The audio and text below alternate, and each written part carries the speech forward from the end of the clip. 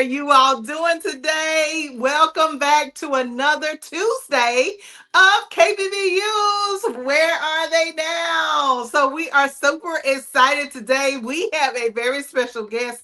Oh my God. You want to make sure that you go ahead and hit that subscribe button first at KB Michelle Green. And also, you want to share this with a friend. Listen, KBBU alumni, make sure that you go ahead and get this video out to your classmates right now because you want to hear this. Where are they now? Today, we are going to be talking about media and marketing. And guess what? We have our very own Dr. Tina J. Ramsay.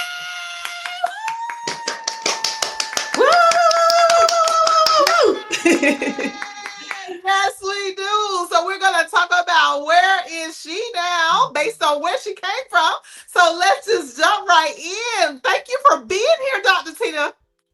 Thank you for having me. Thank you for having me. Yes, yes, yes. We are super excited to find a little something about you that we didn't even know. Okay, so let's talk about it. Tell us a little bit about your lifestyle. So who are you and what is it that people want to know about you? Well, I don't know what it is that people want to know about me, but this is what I'm about to tell you. Okay. So for those of you who may not know, you see the CTR Media Network, but who is the person, or I would say one of the people behind CTR, which is me. CTR Media Network is a family-owned business. So you will see that I am, God gave me the vision, so that therefore I'm the CEO and founder. My husband is the COO. My daughter is the administrative assistant. And my son, he does different parts dealing with editing and all that good stuff like that. And then we have an amazing team outside of that we brought on from all over the world that actually help us do the thing that CTR Media Network does. Oh And my God. Hold on a yes, minute. Time out. Because there's some people that don't even know who you are or what it is that you do. So we just found out that you're married, that you have two kids, and we see that you have a family-owned business, CTR Media Network. That's what I'm talking about. But let's go back a little bit because we're kind of speeding up to the end of the show. So let's go back and talk about when you were growing up. When you were growing up, was there a particular moment or challenge that you feel shaped where you are today or shaped your mindset of the world? yes, it was a particular moment that shaped my life.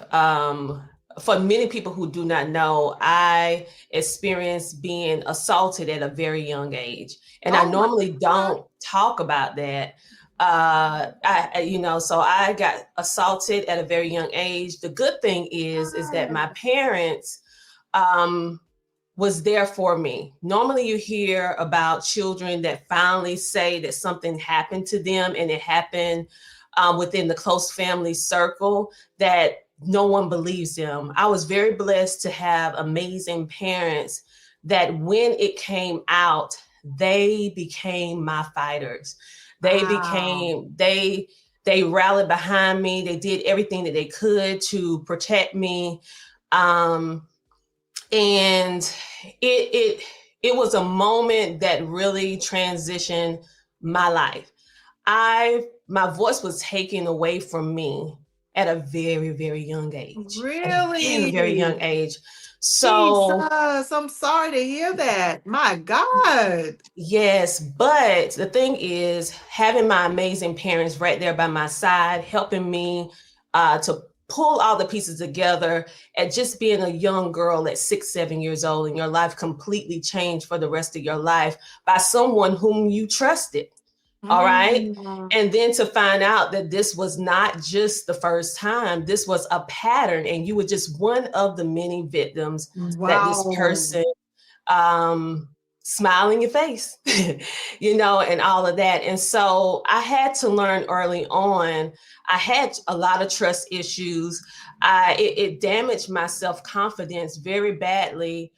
Dealing with trust, having confidence, feeling low self worth, Mm. being that person that felt like even though we have a strong foundation with God, My parents always made sure that we had our roots strong with the kingdom.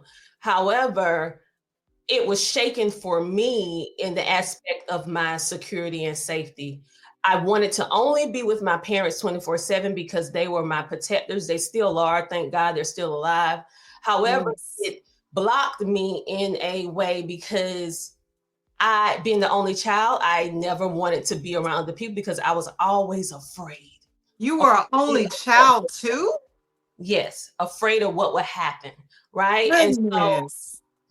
so pretty much that was me in a nutshell. But I was always very inquisitive, being a young girl, very a girl that always wanted to help others. Hmm. Many people used to tell me growing up that I was wise beyond my years. I had a very old soul. And so I love being around older people. You will see that even down to the network, even down to a lot of my clients, they're much older than me. I Hmm. always had a connection with the older people because I have such high respect for older people. And of course, I respect the family arrangement and I adore my parents because, like I said, they were my knight in shining armor. Even in my darkest moment, they have always fought for me and they still do. And so, fast forward, many people don't know that at the age about 25, 26, I had a stroke. And so, Whoa, whoa, whoa, yeah. whoa, wait, this is too much. Let's take this in bite sizes because I'm overwhelmed right now. Okay. Are y'all overwhelmed? Are y'all hearing this? Like, whoa, I did not know this about you. And I'm sure that those who are watching are really like in a state of shock right now.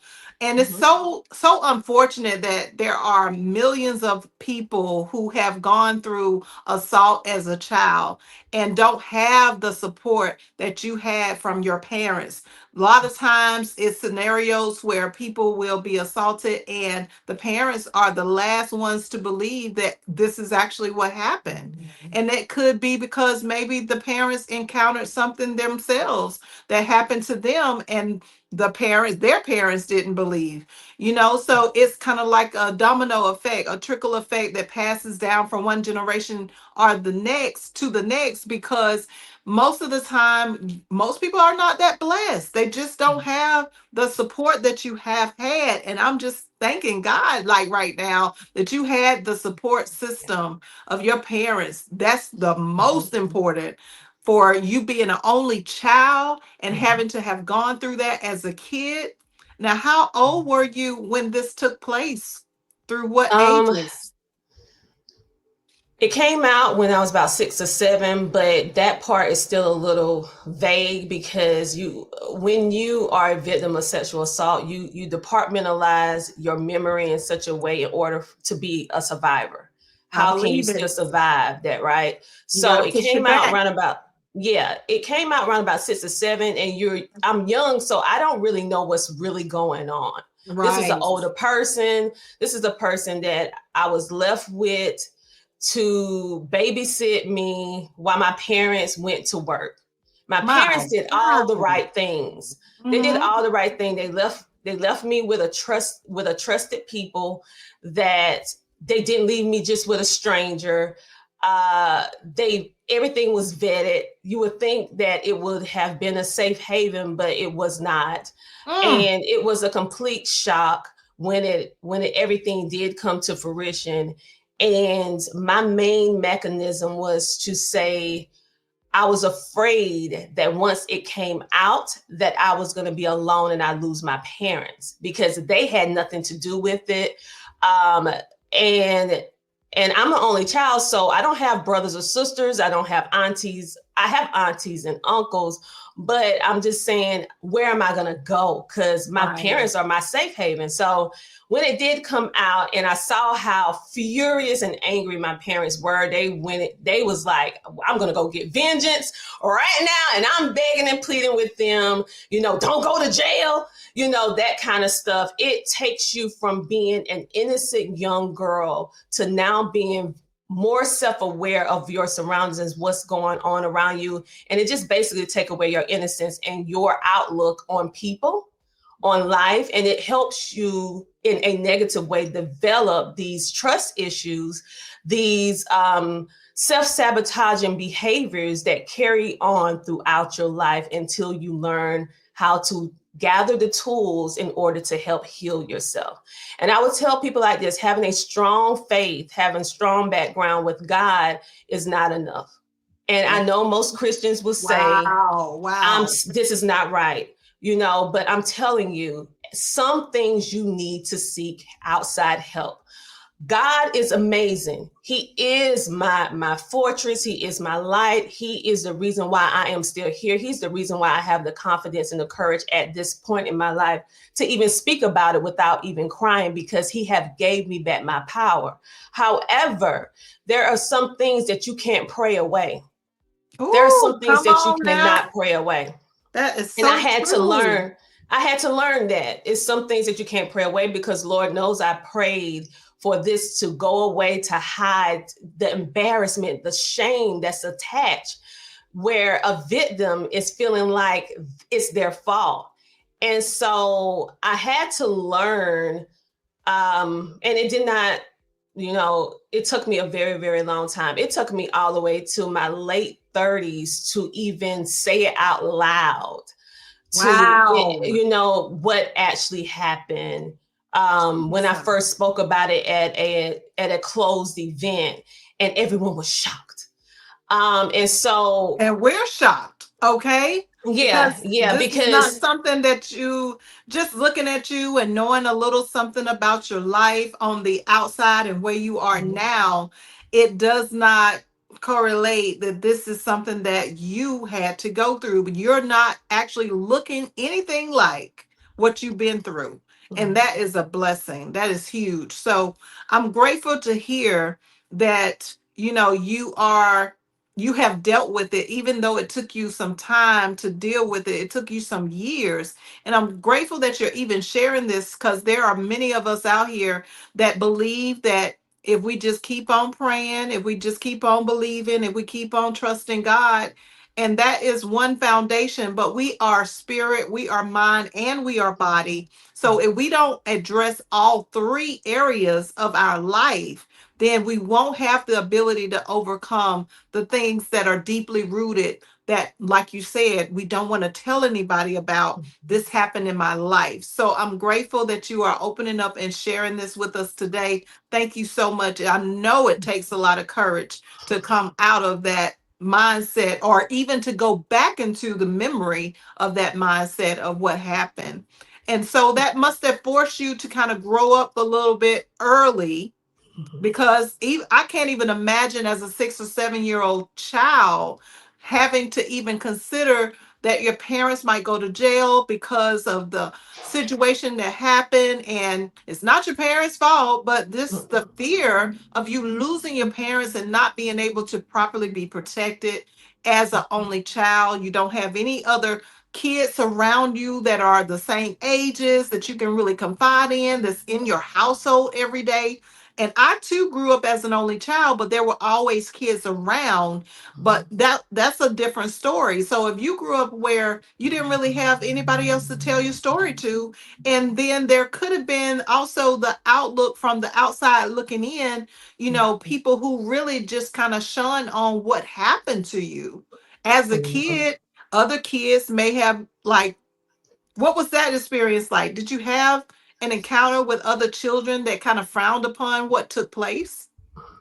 So what happened was, going back, I always have. I'm an only child, but my mom have multiple brothers and sisters, and they have children. So I was always around my cousins and stuff all the time, all the time. So it wasn't that I was alone. It's just something that you just don't talk about when you're playing with Barbie and Hot Wheels and hopscotch and Yeah, mud pies. That's just not yeah. something that you bring up, and as a young person to even try to understand what exactly is going on, because you Uh, are a child that has been thrust into an adult relationship situation Mm. that your body should not be experiencing at that time, that you don't even understand basically who you are, because you're a child, you're still developing social skills, you're still developing your perspective on what the world is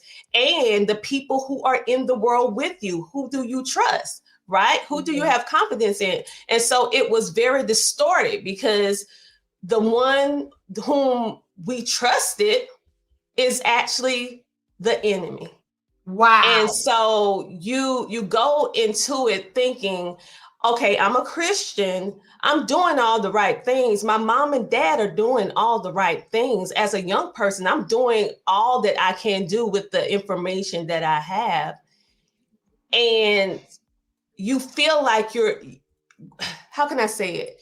You know that you can always rely on God. However, when something like this happens, you wonder, why did it happen to me? What did I do? What did Yeah. I do, right? And so all of those feelings resonated with me. And yes, many, if someone watching from my school right now, growing up, they don't even know about this. They don't even know about this. Wow. And Wow. so it was only one friend that I had, and I saw what happened to him. Had no idea when we was going to school that he was getting assaulted at the exact time that I was getting assaulted by trusted people. Oh. Yes, but see, I saw what happened to him because we were so close. He was just my best friend. And I had no idea what was going on with him, nor did he have an idea what was happening to me, because it's just something that you just don't talk about.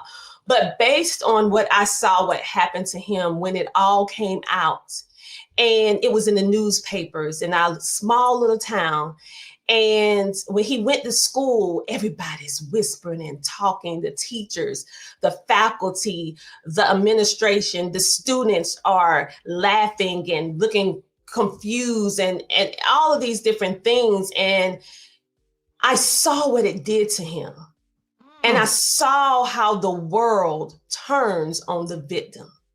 And What?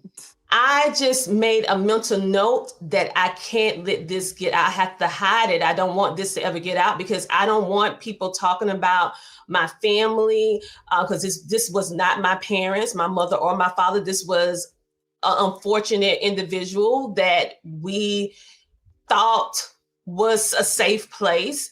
And I did not want that. I did not want that. And then I had to deal with abandonment, because once it got out, it got so bad for my friend that he had to go into protective custody. And they literally What? changed his name. He had to move out of the country and change his name and started a whole new identity. And based upon that, we have not spoke since. Because once you get into protective custody and your name is changed and everything, you have to completely let go of everyone from your past. Jeez, and so in order for please. him to heal and get his peace, it had to be without me. And so that's why I had such a fear of it coming out and losing my parents, because I saw how it just ripped up my friend's family. And I did not want to be, I wanted to be helped. I wanted to stop, but I did not want to be displaced from my amazing parents. And I want people to know that some people that do know about the situation, my mother, my father had nothing to do with this. They were only the ones, once they found out, that protected me.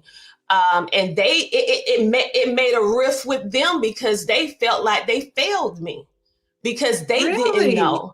And so I say this, when someone is a victim and there is a child that's involved and no one knows, right? It's not the parents' fault, because my parents didn't know.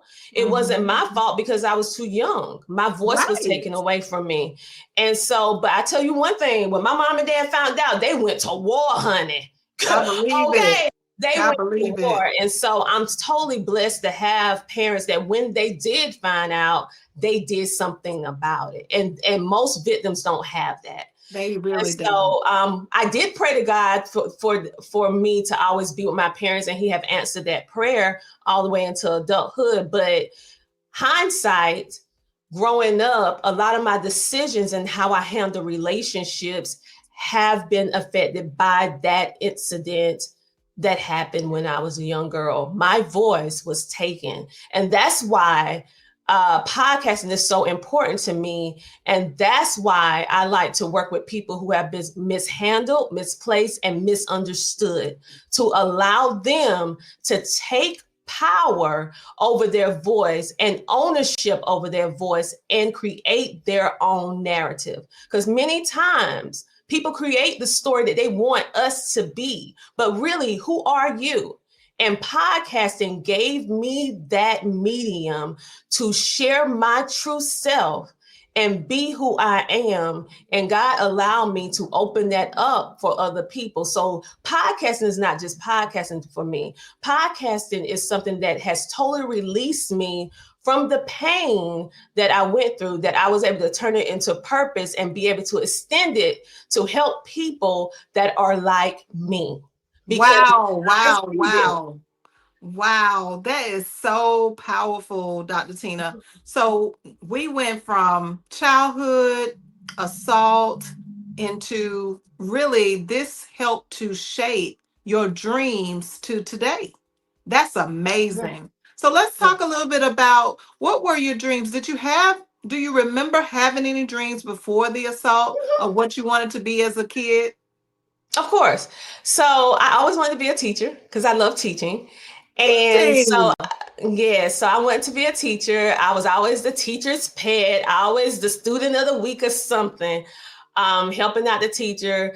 I was that girl because I love, like I said, being around older people. So therefore, I had more knowledge than the average young person because they deemed me the holder of the stories. Okay, so I Okay. will go and I will play a little bit with the children. Then I would go to the older people homes and I would ask them, how was it? I read in a book that this happened with slavery. I read in a book that this happened during the John Crow era. Did you live through? Did you live through? And so I would just ask them questions, and I never even thought about that. That was like podcasting back in the day. That was And, podcasting. In case yeah. y'all don't know, she is the podcast queen and the TV show host queen. I'm trying to tell you. So that's what she's doing today. And you see how everything as an entrepreneur we talk about all the time. Whoever you are, whatever your gifts, skills, and talents are, they were in you from the beginning. And we are seeing this right before our eyes right here today. That's amazing. So you were telling stories, you were around the elderly, and I too grew up as the only child around a lot of elderly, my grandmother's family and all the different elders that we would go and visit. And so I'm familiar with the storytelling. I love that. That is Mhm. so huge. And that really is podcasting in a nutshell. That's I a never whole really thought about TV it. show. Yeah, like like so I would go and ask them all those questions, laugh and talk and eat, and that I'm all, like I said, I'm very inquisitive. So I like to learn. I love history, but not history that's in the history books per se. I read them, but not like that. I love the history told by the first person narrative, the I autobiography love it. before it's in a book, the biography before it hit the book. I like to eat, sleep, breathe, and Wow. experience the people's stories real time out of their own mouth. And Love so all my it. life, that's pretty much how I've been ever since I was a very young girl. And I also understood at a young age that teachers are super powerful, powerful in the way that you can shape the world, powerful in the way Yes. that you can change someone's life, powerful in the way that you can take your painful story and turn it into a beautiful butterfly that will be Wow. able to release someone else from their pain, their struggle, and their burden through you having the courage to share. And so teaching helped me so much. But I wasn't just a teacher. I wanted to be a person who make an impact. So I decided to help children with special needs, because I always want to be a voice for the voiceless. So Okay. therefore, I went to school and became early childhood development. Then I love psychology and sociology, how the world works with people and how the Mhm. brain and mind works. And that eventually grew to, I started working in the North Carolina public school system as a behavior Oh, specialist, helping children work through their behavior issues that more than likely stem from abandonment issues. It stemmed from sexual assault. It stemmed from them just not broken homes. And I was able to really make a big difference at a huge difference with God's help, because I was them and they were me. I understood the pain. I understood the hurt. I understood why some children act out, because they don't know any other mechanism but to act out, because they don't know how to communicate, this has happened, or this is happening to me. All right. whoa, And whoa, so, whoa. Give me one yeah. second. Give me 1 second. So I'm trying to follow along. So you went through this assault. Then Hmm. your original dream as a kid was to be a teacher, and you saw the value and the need for education and how that could change the world. You told your stories through family, elderly that you would go and visit, and asking questions, getting the history from the original elder. And then you went into from like teenagehood into like your 20s. Is that what you're saying? You went Hmm. into teaching children, Hmm. literally. Went Oh from my teaching God. children.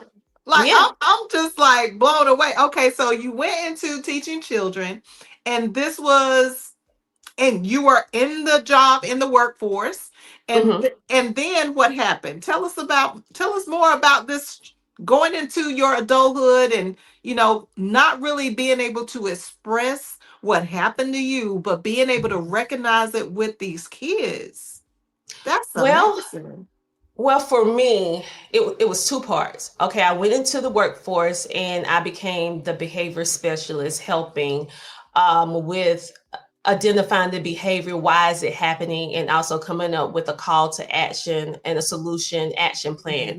Not just working Really? with them, yes, not only working with them at the school, but also working with them inside their home. So Whoa. I was like an extension of their family. All of my clients Yes. in essence became my extended family. I mean, it just really was a really beautiful relationship with all of my clients. But at the exact same time that I was doing that, I was also in the ministry work, volunteering over 120 hours a month, teaching people about the Bible. So I was in ministry school, helping people What? on the spirit. So, yes, at the exact same time, I was in the school, secular, and I also was doing spiritual, and just finished completing ministry school at that point. Most people don't know I went to ministry school, right? You went to ministry school? Come Yes, and on now. I know y'all didn't know that out there. Come on. Wow, yes, wow, wow. but the both worlds connected, because having a strong faith foundation that my Mhm. parents built and instilled in me, it wasn't that I, just because this happened, I erased everything from God. It actually drew me closer to Him, and it actually opened up different things for me to be able to cope, because having that strong spiritual foundation, even though I didn't have all the tools at the time to be able to fix everything, um, God helped me be able to still be able to smile, still be able to put one foot in front of the Oh, other, and extend myself to not waddle in self pity, but take what I could do from a mental standpoint and use that to help other people. And that's why I went into the secular to help, and I help with behavior, because 9 times out of 10, when a child has been sexually assaulted or dealing with abandonment issues or a very dysfunctional family, they're going to do one or two things. They're going to act out and become what they call the problem child, or they are going to be very recluse. They're going to go within and not be social. They're going to be all within to themselves, which both are not good situations. And so, being that I had Oh, this prior experience, I could identify them. I could tap in because I knew what it felt like to be voiceless. I knew what it felt like to be displaced. I knew what it felt like. And so I think in a way, God allowed me to go through that in order so I can help other people, because I had a sensitivity to it, because I can identify it because it's like a mirror. And so it helped me with everything that I do. And it helped me with consulting people today. Like that same beautiful. thing helped me with consulting, helped me with podcasting, it helped me with television, it helped me with teaching. But my core is I wanted to be a teacher. And that's what I did. And then I gradually transitioned to other little places within the industry. But at the end of the day, it gradually brought me right back to teaching. Okay. but teach, but teaching in a different way, because I only looked at teaching in a linear way for the public school. I never looked at teaching outside, dealing with homeschooling, teaching parents and students. I never looked at it as teaching entrepreneurs. I never looked at it teaching content creators how to start a podcast, TV show, I never looked at those avenues as teaching, but in essence, that's exactly what it is. I just, I'm just like understanding that I never changed from Yeah. that first love. It just expanded. That's huge. That's so huge. So let me just go back just a second. So Mhm. I want us to think about, if we have children who are experiencing some of the things that Dr. Tina just said, let's pay attention to our kids, y'all. Let's pay attention to the kid that is the problematic child. I experienced this myself as a parent. I found out that my daughter was being, assaulted, we'll use that word, by Mhm. a teacher, a substitute teacher at her school in middle school.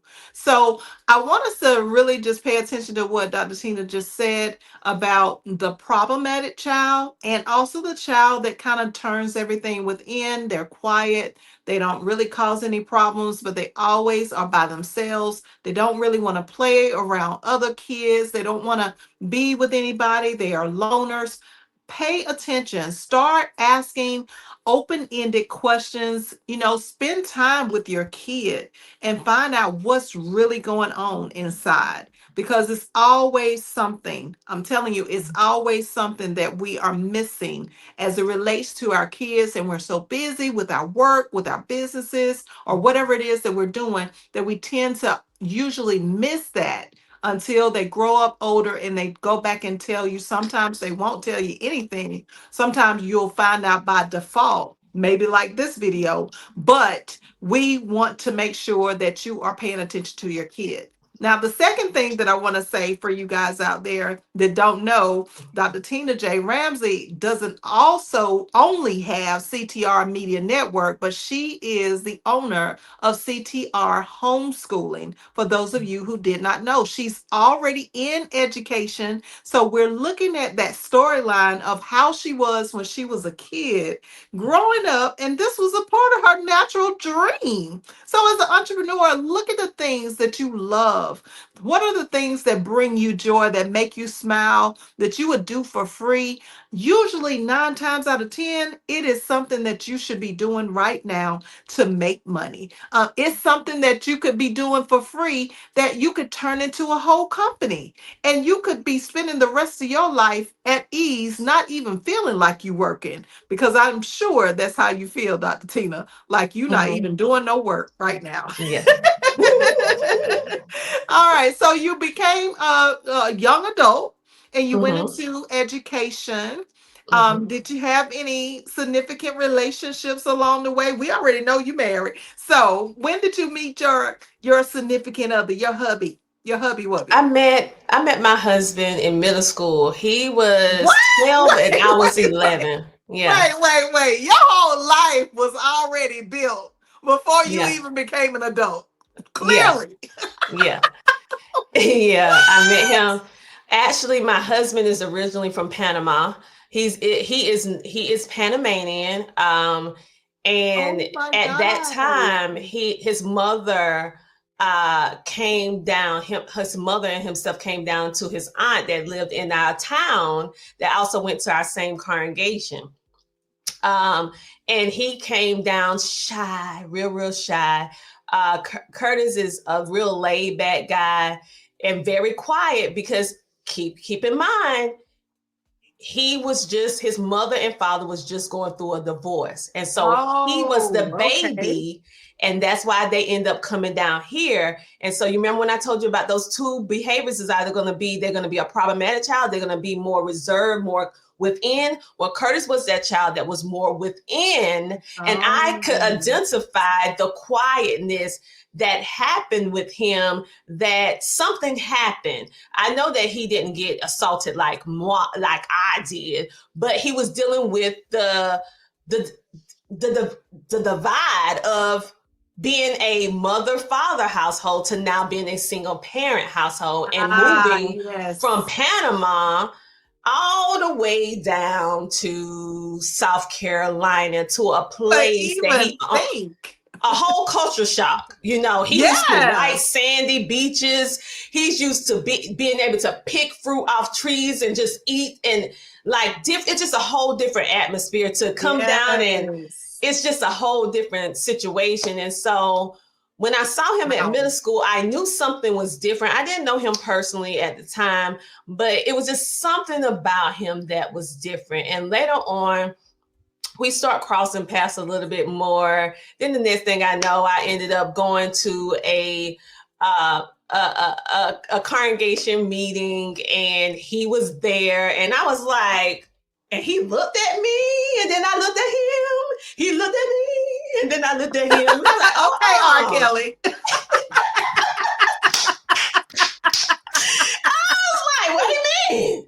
What do you mean? You kind of cruel.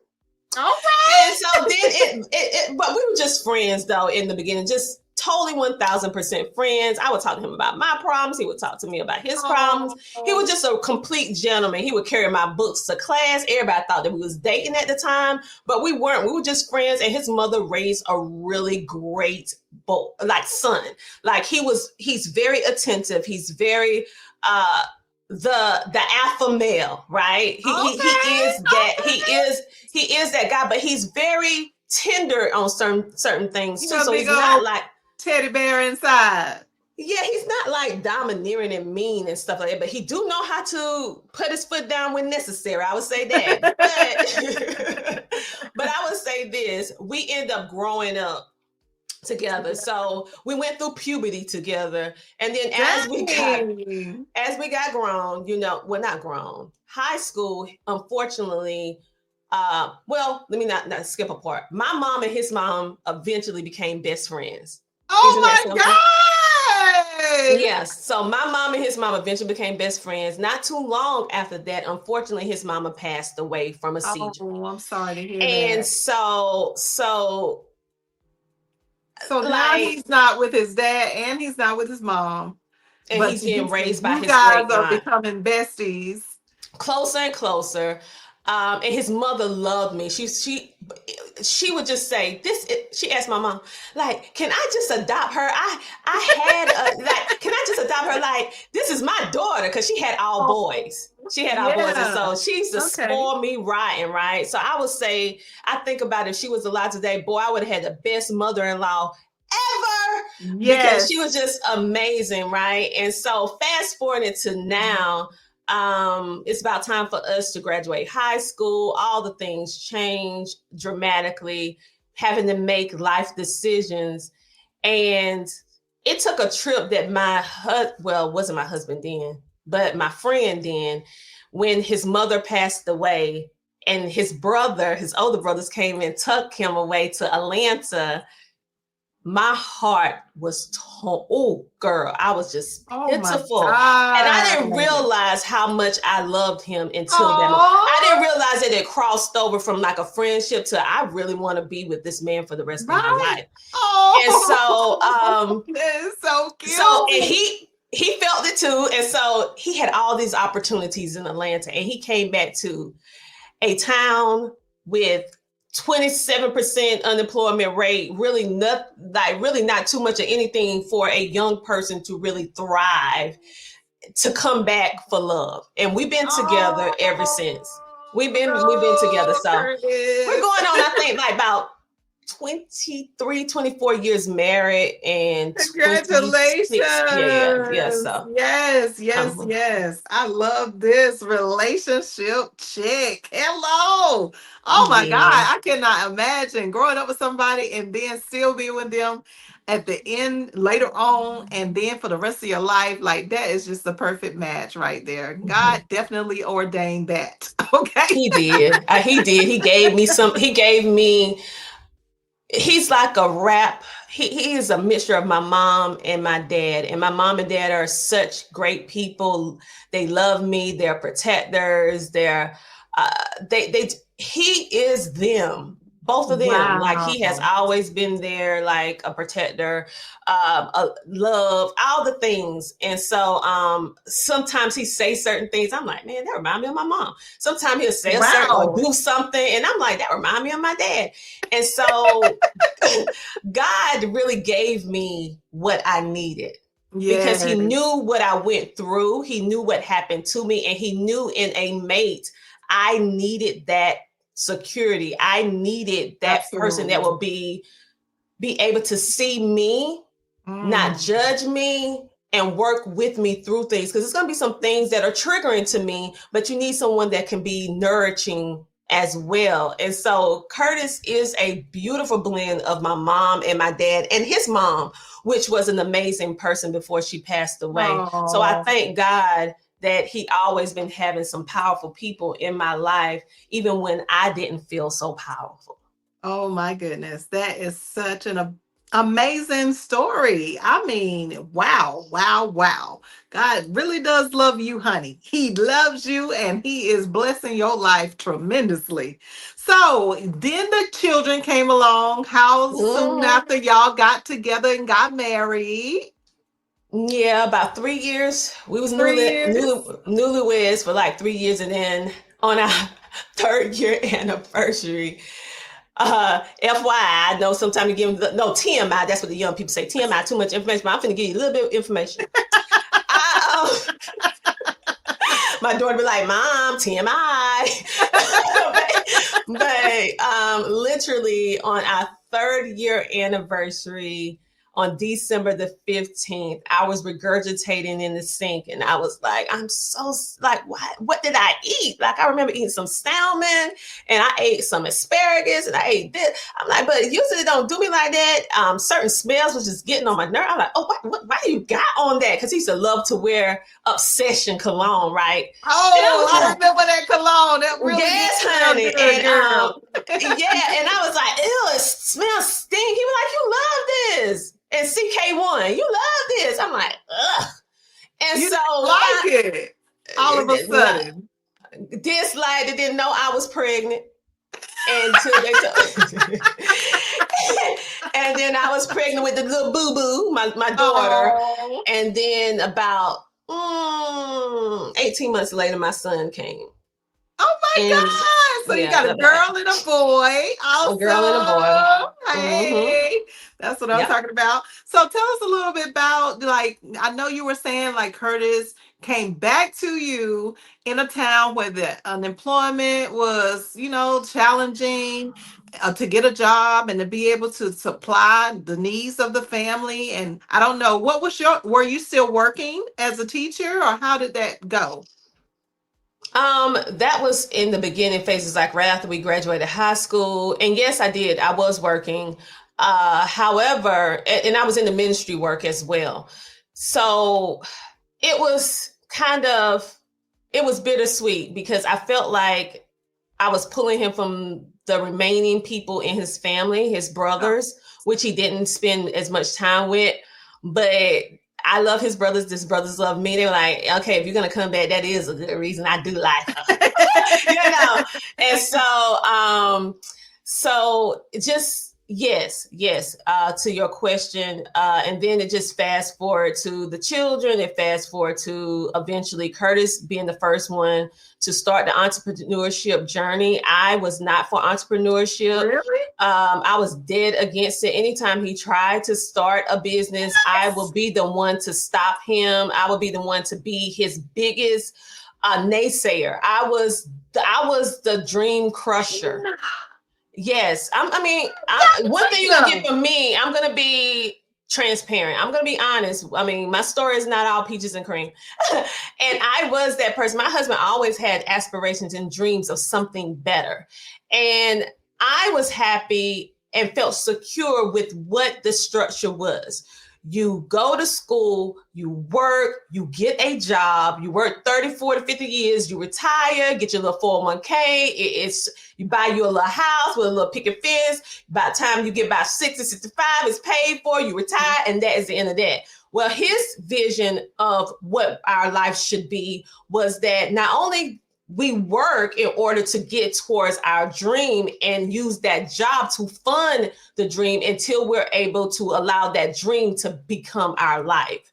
Wow. I personally did not get that.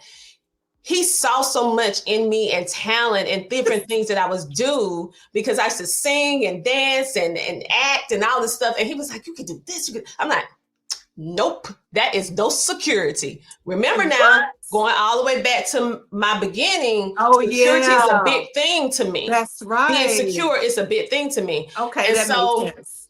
It took me, my husband getting offered, he was teaching and he got a position to be, to speak on stage at this big old PowerCon event. And it was dealing with cryptocurrency. It was dealing with internet, online, all that. And Curtis was a standout person.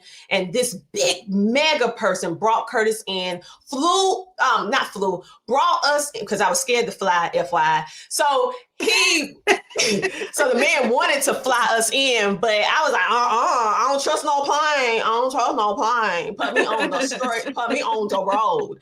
And so what he did, he purchased us a car for the entire week. I mean, I came up with all kinds of excuses for why Curtis couldn't go and all this other stuff like that.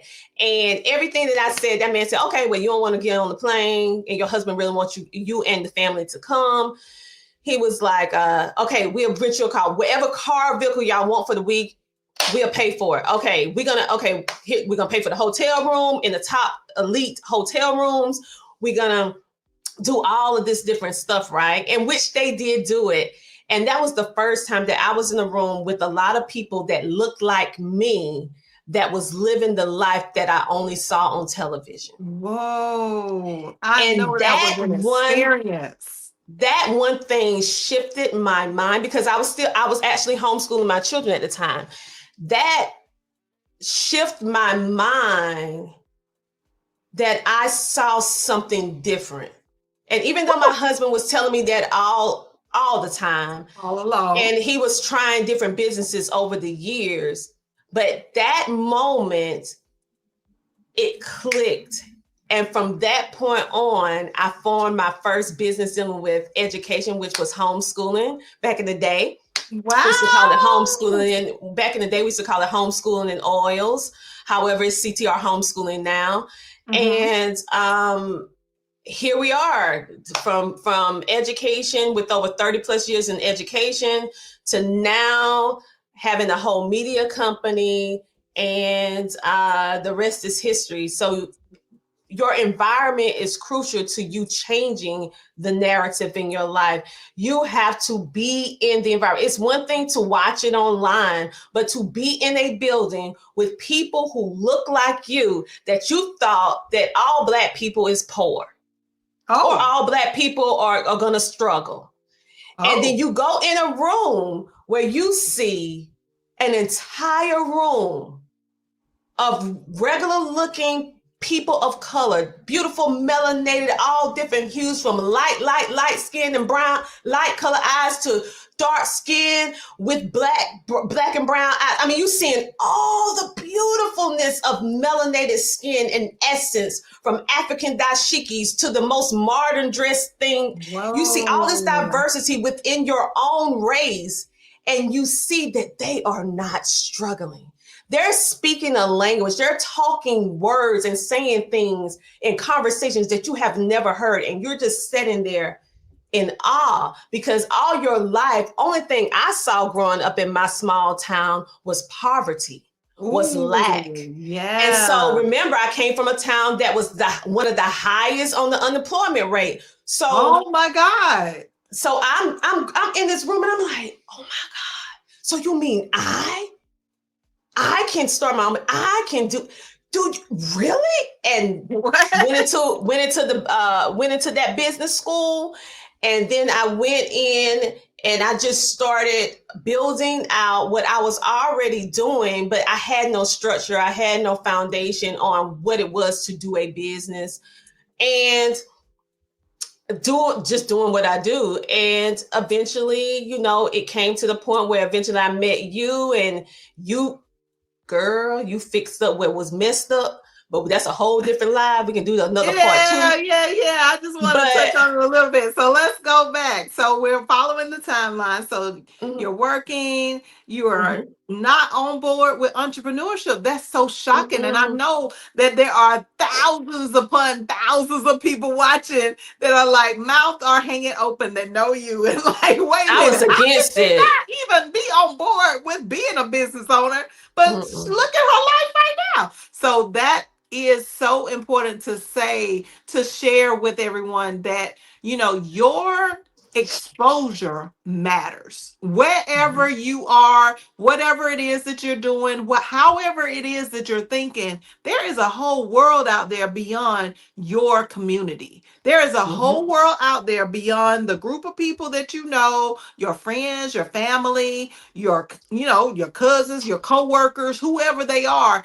There is a different world out there completely. Speaking of the show, which I know you told me before that that's one of your favorite shows. So you literally got a chance to experience a whole different world, and that catapulted you to your next level, having no idea that that was going to be something that you would start doing. That is so good. Oh my God, I'm loving this. I'm loving this. I'm loving this. Where are they now? Oh my goodness. So we came from that era, and then you started the business of homeschooling. And what mhm. led you into CTR Media? How did Well, you what even led get into that? what led me into CTR Media is actually I became a client of a company because I needed help with building out a website. Because although I had all the knowledge and the expertise dealing with what I knew how to do, which was education, homeschooling, and helping people with special needs, because my son has autism. He's a Oh, neurodivergent. And didn't know so that. I not only have the book knowledge, but I have the real life experience. So I want to talk about the things and help parents on the things that they felt embarrassed, ashamed of, because it is a big shame when you have a child that is considered to be different.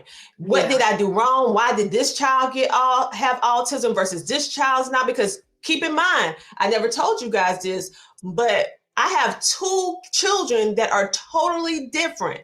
My daughter is gifted and talented in the top 4% of the smartest children within our county.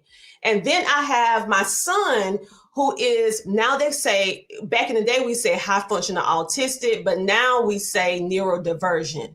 And so I'm dealing with both ends of the spectrum and fighting to get the things for my son that I see that is readily available for my daughter. And Right. so I'm fighting against two different worlds, because I understand the nuances, because I was a part of the system working for the schools, and making sure that my child do not become a statistic. So whatever it is that he can do, helping him to be able to do it, even though we may have to do it a different way, and also helping parents to drop the shame of feeling like you're a failure because your child has ADD, ADHD, autism, bipolar, feeling Woo! isolated. Feeling Wow. isolated because it's very isolating having a child that is considered to be different from everyone. And they Yes. always attack the parent Yes. parenting. They say it's something wrong. But the reason why your child doing this is because you're not a good parent. You need to put your foot Mhm. down. You did it. And so it's going back to what happened. It is just another form of abuse. And so I came into this arena of education and bringing to the homeschooling area, giving people the confidence and also being so transparent with my journey, the good, the bad, and the ugly, that Mhm. it will help them to understand that it's normal to feel like this. It's Wow. normal to go through this. But hey, guess what? I understand the law of dealing with this. And this is what you do to change it. Oh Okay, my because I had to go goodness. through it. And so it basically and then from there, with that, I realized that so many people tell me, man, I wish I would have been known about this. And I realized then, okay, I got to stop just being in this little small little pond. I need to branch out. How do I do that with limited resources? And even though I have a big name over here, but I have nothing over here. So how do I transition that? And God gave me media, the power of media. Started a podcast, started a TV show later on, started writing books, started speaking on stages, started getting featured in magazines and stuff like that. And then I started realizing that you can have the most amazing product or service that ever existed and really change people's lives. But if no one knows that you're not Googleable, you don't exist. And so I had to take what I learned and adapt it over into the media. And then I said, I looked at all the amazing things that people were doing, but yet maybe a few people knew about them. And Mhm. so that is what happened and why it merged both worlds, the media side, where they could, one, Wow. control their story, number two, get their Share their message out story.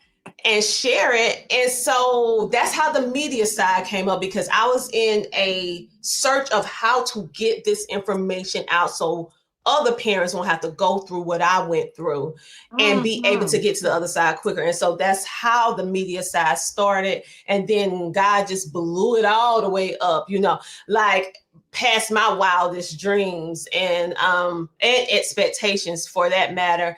And so it ended up becoming like this microcosm where everyone's like, whoa, I see what you did. I'm like, no, not what I did, what God did. Let's keep it Right. straight. Right. Okay. And so that's basically how the media side came about, because I was in haste of trying to figure out how to get this information to more people. Yes. And that's how the media side came out. And then I realized that entrepreneurs, not as well as homeschoolers, as pretty much anybody that had anything to say, needed to understand the nuances and to use the power of media to do it. And I just choose to Okay. use podcasting and TV as one of my main mediums. But yeah, so that's pretty much how the media side came about. So you were already in business when we met. You Mm-hmm. had CTR homeschooling, which was going by a different name at the time, I believe. Mm-hmm. And Yep. then you had already started CTR Media Network. And then I had a event in 2023 where I needed a person to do interviews and to cover the media of the event. And one of my students, Miss Donna Young, shout out to Donna. Hey Hey girl, you Donna. was Hey my girl. Hey. auntie. Okay. She came and told me that I needed to connect with you if I'm looking for a media person. So I called you up and we immediately connected. And then it was just like, okay, you decided to come to the show. You did the interviewing, all of that. Everything was beautiful, lovely. Thank you so much for that. I am so appreciative, even from that first phone call, of how we just opened up to one another. It was just so beautiful. God really was ordaining that as well. And then you decided to come to KBBU, the actual university. So tell us a little bit about the journey of coming to KBBU. Well, at the time when I came to KBBU, I had amazing, amazing, amazing mentors and coaches. I'm just gonna give a shout out to just one, so the rest of y'all don't get mad, but I'm just saying. And shout out to Sheree Moore, because she really helped me a lot in the trenches of it all, especially with the whole rebranding of CTR Media Network, the rebranding of my homeschool brand. And she really was instrumental in helping me create it in a way that really represented what we were doing, because my brand wasn't matching what we were doing. The Okay. power, the what we really, it didn't stand out. It wasn't doing what it was supposed to do. And she has an eye for that type of stuff. And so she literally, I remember the day because she worked with me nonstop for about 18 months, teaching me Whoa, that's a various long different things. time. Yeah, she actually stopped her business in order to help me. She was Wait, coaching me. Yeah, she stopped her what? business. Go She paused. Sheree! Yeah, she paused her business for 18 months, and because she said, shout out to her beautiful grandmother. She's no longer here with us, but she was very instrumental in this, and I want to give those flowers right now publicly, because it was because of her that Sheree actually took me up under her wing, so much so because her grandmother, before she passed away, said, help her. And What? so, yeah, yes. And I had the honor and the privilege to speak to her mother, because I actually hosted the She Trucking like pre-show to her amazing event that she had. And her grandmother, which was 90 something plus years old at the time, saw it, and she was like, I want more episodes, because I did a 5-day like show straight, like 5 days, interviewing all the different people from her event that was going to be at the event. It was the pre-show leading into the big event that she did in Tennessee, Okay. Chattanooga, Tennessee.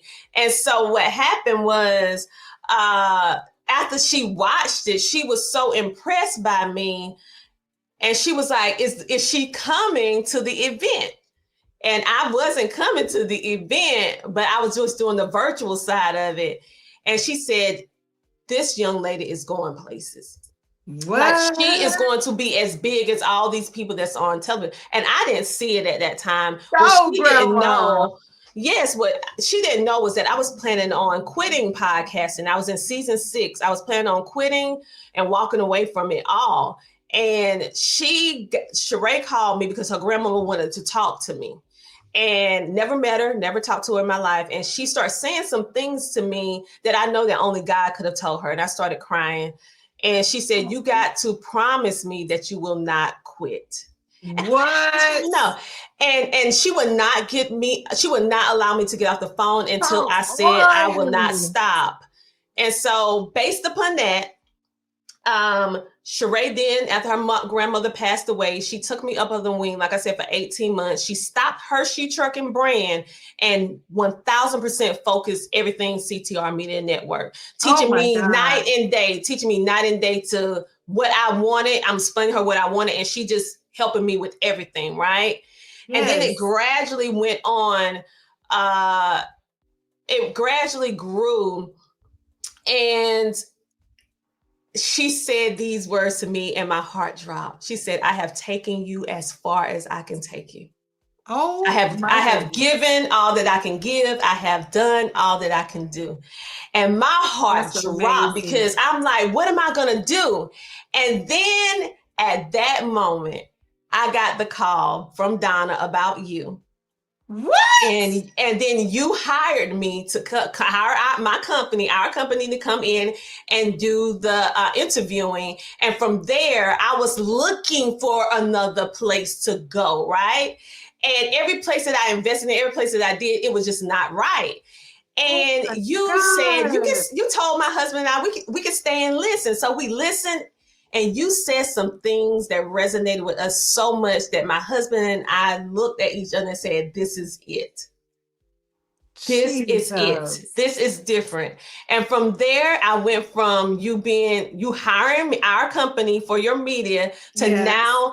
now investing in your company to help me with taking CTR, pick up from where Sheree left off, and literally took me to a whole different stratosphere with God's help.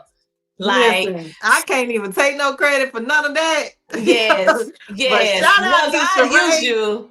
I just want to say shout out to Sheree too, because it really takes a really good mentor to say this is as far as I can take you. So shout out to you, girl. And I know Mm-mm, Sheree too because we work together as well through mm-hmm, you. So that has been an amazing experience, and I think that mm-hmm, that is so huge that leaders out here, we need to be honest with ourselves about what we can and cannot do for people, not to just continue to drag them along just because we know that we could help them up to a certain point.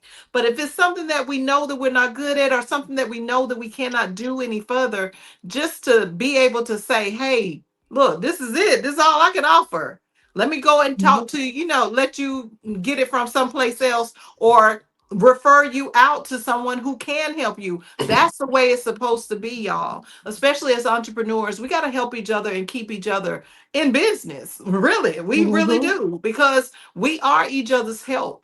And I think that's so huge for her to say and do. And then we just met each other and things connected. So you came to the KBBU undergraduate class. Tell us a little Mm-hmm. bit about your first experience in class as an undergrad. Absolutely culture shock. Like I have been to many business schools, classes. I mean, I'm a person that thirsts for knowledge. So you always find me using a class or certification class, something. And Yes. I thought I have seen it all, experienced it all, but honey, KBBU has been that thing that has helped me not just on a business level, but a personal and spiritual level as well. Because Oh, KBBU is not just entrepreneurship, it is really getting to the core of who you are. And let's just say it's getting to your identity. yes, it Whether is. things that you may not want to address, you're going to have to address it. And it's like taking down the wall. It is like taking the layers off, all the facades, all the different things, all the masking that we do in order to call Oh, ourselves to be yes. presentable to the public. What KBBU does is rip all that to pieces. I'm Dang. for real. I mean, Dang. no. It rips it to pieces in the fact that you get to the nitty gritty, you get to the core, and then it strategically, when you work the system, it strategically builds you up better than you have ever been before, because now you don't have just information, you have knowledge, you have insight, you have know-how, you have structure, you have foundation, you have support, and you are leaning where you're supposed to lean, on God's kingdom. You're leaning on God, Yes. right? And so it is something that is KBBU completely strips you naked. I mean, you're gonna get it. You know, you're gonna be crying, you're gonna be mad, all kind of stuff. And them tests, hunty, them tests, child, make you just Woo. crawl up in the fetal position, because it ain't easy. Um, but but but at the end of the day, you are, if you work, and I say if because I tell people who become a podcast on the network, if you do all the things that I am instructing and the team are instructing you to do, you will see, and you will see growth. Growth is tentative, different for each person, but you will see growth. And I say that with KBBU. If you work the system, the process, the way that is outlined with the KBBU curriculum, you will see growth. You Yes. will be able to have those breakthroughs, those level up. You will start to understand how your words are. You will start to get, you think your business, because I came in with a business already with clients, right? And so Mm-hmm. when I came to KBBU, so I thought, okay, well, I'm gonna come in here and do a little thing right here, a little thing right there, and I'm, bada boom, bada bang, I'm gonna be done with this thing. Okay, I'm gonna go ahead and pass this test. I'm gonna be the best student ever. And hunty, it took me on some stuff. I was like, oh, Jesus. And so I would say this. KBBU is more than just a university. It is indeed a family, and it is indeed something that's going to help you on a level that you have never been on before. It's going to push your mindset to something that you never thought it could go. It's going to challenge you in a way that is going to make you better, but you have to stay in it to win it. You cannot allow, when all these things start coming at you, to cease movement, to cease doing the things, because that's when you don't see the results. That's when immobility is a snare. You have to keep moving. And so, despite what was going on in my personal life, business life, or whatever, I kept moving. And due to that, God blessed my efforts, and my business expanded and grew to the level that Sheree had already said I was. I became what she said I was when she was coaching me for those 18 months that I couldn't see. And she was, and it came true with KBBU, because she literally said I did everything that she asked me to do, and I did it 1000% great. But then I used that discipline that she gave me, brought it over to KBBU, because I always was self-disciplined anyway. But KBBU just took it to a whole different level. And then we get the amazing KB Michelle Green.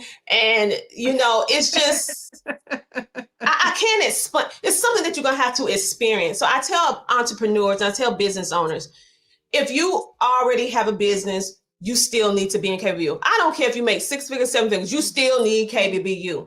And if you are a new person that just starting out, you most definitely need KBBU. What happened to me is that I already had an operating, running, functional business with paying clients all the time. However, I didn't know what I was missing. And what KBBU did was went through everything that I do, my business, finances, all that stuff, and found out the missing pieces, the holes that I did not know that existed in my business, tightened it up, wrapped it up in a bow, and made my business grantable and fundable and all this other kind of amazing stuff. And I'm just saying, like, there is no option. As long as KBBU is here, Dr. Tim J. Ramsay, with God's help, if that's what he want me to do, that is, I got to have this, because I got to have it, because you need that accountability, and you need to be in the environment of success. Remember, in my past, I was in an environment that was poverty stricken, the community where I grew up at. And so what did I have? A mindset of lack, poverty, no dreaming. But when my husband's opportunity took us out of the environment, and I was placed, my children and my husband was placed in this new environment, because mind you, my husband has already been all over the world, travel, because he's a military child. So he's seen the world. So he knew that it was more to this world than what my little small radius had. So that's why he saw the world different. That's why he had so many dreams and aspirations, because he saw it, he experienced it, and I haven't. I didn't, until that day when I finally let go and went to that, when my husband was speaking on stage, and saw people that looked like me, and they had the life that I thought that was only for the Huxtables, that was a fictional character on the television. I'm like, wait a minute, there really is some Whitley Gilberts up in here? Because, A Different World is my favorite show, y'all. And I'm like, wait a minute, it's some living single up in here. Khadijah and them running their own magazine. You mean to tell me there's some Maxes up in here, some Lloyd? I'm like, And so, change my environment, and my life has never been the same. Because now I know. And so I tell people, get your butt in KBBU now. I know she ain't expect this, but y'all finna give a shameless plug. Get up in KBBU. Oh my God. Because no, honestly, I was not expecting that. All jokes aside, it is it's a lot of business classes, coaches, schools, and yada, yada, yada. I can go down the list, and not trying to discredit or make anybody else or talking about other businesses. I'm just saying, from my personal experience, this has been the best investment that I have made in regards to career development, that I have seen amazing results, and that transcended into all my areas of my life. Most of the time you invest in stuff that is only linear, it's for that one thing. But being a part of the school, and then also having the opportunity to eventually graduate, go to the VIP, the next class, and then eventually get offered the opportunity to be able to do what my first love is teach and teach entrepreneurs what media and marketing, from whom KBBU. I don't teach that for nobody else other than CTR Media Network. I locked that thing down. Okay. And God was like, you got to come over here and do that over here. And so it has been a great partnership. It has been a great Yes, experience.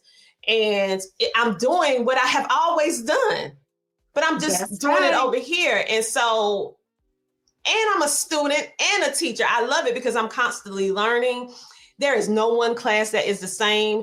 No. You will see once you get here. Like, you think, oh, we're getting ready to start over another semester going over these topics. And it's always a different spin on it. So you're always going to get something new, something that you haven't thought of before. And you're going to have to understand that the reason why it stays so new, because it's directed by the kingdom of God, but also it is because you're going to be in a different place every single semester. And so Yes, being that you're in a different place, you're going to see it and experience it in a different way, because you're not the same person from the last semester. And that's so, right. anyway, that is all that I have to say about it. Wow. Okay. Well, thank you so much. I am so excited to have you a part of the KBBU family. And yes, you did graduate from the undergrad.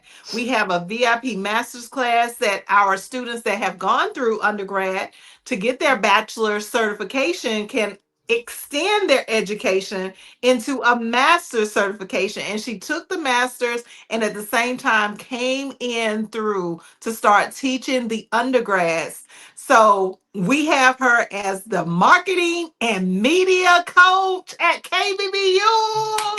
Yes, yes, yes. We are so thankful that you are here with us. And it is such an amazing thing to watch you grow from the time we first met each other to where you are today. A six going on seven-figure income earner, and with billions of people watching your network, I'm trying to tell you, this has been an amazing journey. And I'm so thankful for your friendship and thankful for everything that you have brought to the table. It has been a blessing, a huge blessing, Dr. Tina. Well, there you have it. Now, is there anything left that you would like to say to the entrepreneurs that are out there, to the individual that is just really experiencing their life journey so that their story can be told? What is it that you would want to share, and how is it that you would want to leave your last words with everyone today? My last word is reclaim your power. If you was a Ooh. child or person that has been assaulted sexually, and it don't have to always be sexual, it can be mental, Mhm. it could be physical, it could be just growing up in a dysfunctional household, it could be just growing up in a single family household, because there are Yes. statistics that shows that the difference between growing up in a two-parent household versus single parent household, no matter how great your single parent is, because it's always feel like something is missing. Whatever the Yes. case may be, I want you to grab onto your story. I want you to take power of it, and I want you to start controlling the narrative. What is the best way that a person who has very little income, or maybe you might not have the expenses right now, to go grandiose? Start you a podcast. Control the narrative, tell your story. It will be therapeutic for you to start letting this stuff out, because with the realization of what's really going on with you, then you can start healing and have true growth. Also, put yourself in connection with people who want to see you win, not people that are them frenemies, not people that cannot step back and cheer for you. I'm talking about people who want you to win. Change your environment and change your life, because that's what happened with Yes. me.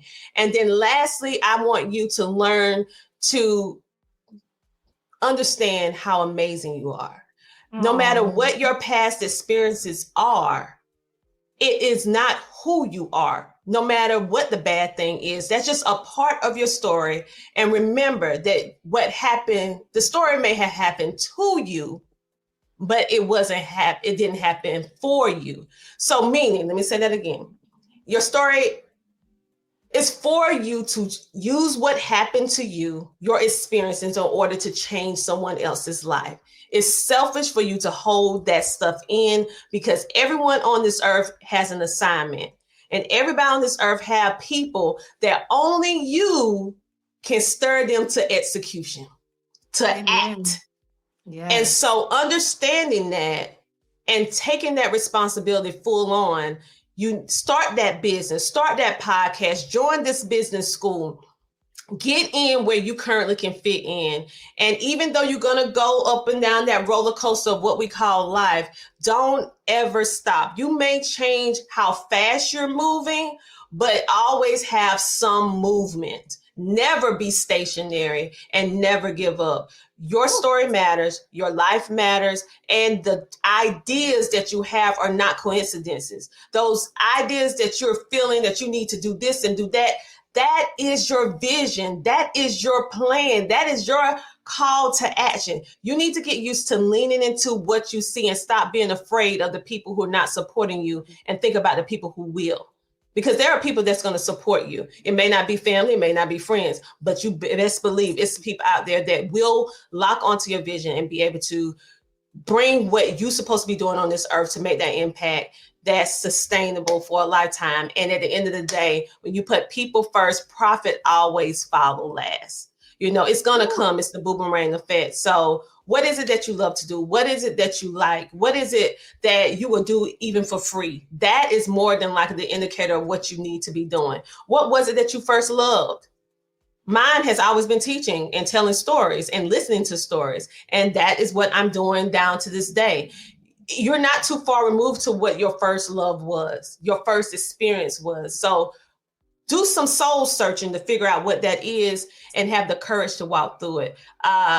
I would say this: go ahead and get your little get that KBBULLC.com and go ahead and get yourself in them classes. And I will also say, for those of you who are local or don't mind driving, get yourself into our Media and Wealth Summit that we're having in Columbia, South Carolina. Oh my God. Let's talk Yeah, about it. Transition, if you will. yeah, yeah, Okay. Okay. yeah. So, for those of you who don't know, KBBU and CTR Media have decided to collaborate. Dr. Tina J. Ramsay and I are going to put on the event of history. Do you understand the words that are coming out of my mouth? Listen, it is not just by chance that we had the opportunity to receive the Best of South Carolina Awards just recently at the end of June. We were told that we won in Yes. 3 days, y'all. In 3 days. Do you hear the words that are coming out of my mouth? So, how in the world is it that we won in 3 days for people who have been voting for others for a whole 12 months? Like, that is not by chance. So I'm telling you, if you have any financial issues, if you have even no financial issues, but you want to just improve your life, if you are trying to learn how to accrue wealth, if you're thinking about investing, how you're going to leave that real estate planning for your family, how you going to leave a legacy, intergenerational wealth. If you don't know what that is, get your behind Mm-hmm. at the summit, okay? The summit is going to be an October 11th event. It's going to run from 11 a.m. until 6 p.m. Eastern Standard Time. We're going to be at the River Center at Saluda Shows. I'm talking about right here in the beautiful Columbia, South Carolina. So listen, you can go to Eventbrite and get your tickets. And I just want to show y'all, this is a part of our speaking panel. Listen, you need to be in the room. Dr. Tina, you want to tell them a little something about our family of speakers. Yes. So right now we have for the media side of the Meet and Wealth Summit, we have Dr. Michael Fingley, we have Dr. Nikki Ziegler, and all of us, we're going to speak on branding, visibility. Of course, I'm going to speak on media and marketing in per se. You know, I'm going to always be speaking about podcasting and television, but also the nuances of helping you to understand what social media is, what it isn't, and how you can leverage it for your business, for your brand, for your mission, for your mandate. Because we have some people that are nonprofit driven, and we have some people that are profit driven business. Either or, I'm going to show you how this is going to be done. And also, you're going to see these real life examples from individuals on our panel who are not just saying this stuff, they are living this stuff. And everyone on this panel is verifiable. certified, verified with a gold seal of approval. So I just want you guys to really go it, to go and get your ticket. It's time for you to take your life back. It's time for you to drop all those past insecurities. Whatever happened to you, let that go. Use that as a stepping stone for you to be able to walk into what God has in store for you at the end of the day. And this Media and Wealth Summit is something that is near and dear to Michelle and our heart, because seeing the way that Yes. God is moving this particular event and how we are just the forefront people. However, it is him orchestrating what he want you guys to have and hear and be able to experience, because this is making history and you want to be a part of the first one. There will never be another first Media and Wealth Summit. This is the first. This is the groundbreaker. This is the history making, and we want you to be a part of it. We have some great, great stuff. We're also going to be doing some recognitions and awards, all that good Yes. stuff. So Yes. giveaways. It's going to be just really the event of the year, and bringing it right on home to the beautiful South Carolina, because South it's a Carolina lot in going the on house. in South Carolina. Y'all don't be sleeping on South Carolina. Okay, because we Please. over here doing the thing. So come on over and get your ticket by going to Eventbrite if you're from KBBU, and if you from CTR, you can go to ctrmedianetwork.com. But just go ahead and get your ticket, because once they're sold out, that That's is it. it. That is That's it. all. And make sure that you get a VIP ticket. Listen, don't Yes. be playing around. On Eventbrite, you can see that there is a general ticket, there is a VIP ticket, and even we have vendor tables available. So you can get your vendor table. Now, you do need to run it by us because there might be a duplicate table that's already paid for. But we do want to make sure that we have a variety of businesses there. So make sure that you get a VIP ticket, because the VIP ticketers, they are going to have special treatment. They're going to be treated like royalty, right, Dr. Tina? They're Oh going to be yeah. coming through with swag bags, and you'll be looking over there like, I should have got a VIP ticket. And then it's going to be too late. So listen, don't even make that mistake, because we're telling you it's only limited seats left. And we want to make Mm-hmm. sure that you get the best opportunity at the Media and Wealth Summit. We're going to have some music. We're going to be dancing. We got food. Mm-hmm. We're going to feed you. Do you understand?